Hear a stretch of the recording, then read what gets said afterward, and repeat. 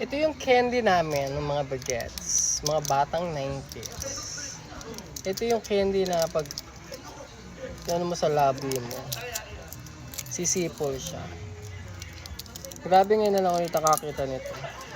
Pero ngayon maliit na siya, oh. Dati malaki siya eh.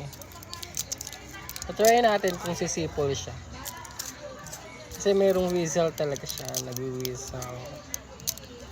Yan yung isa din sa gusto namin dito.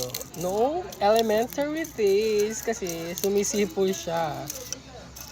Same naman sila, kaya lang maliit na siya ngayon. I try this one.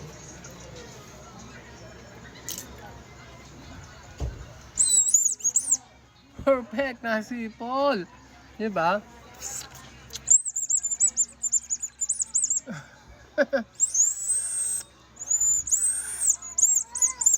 Para tuloy ako bumalik sa elementary days.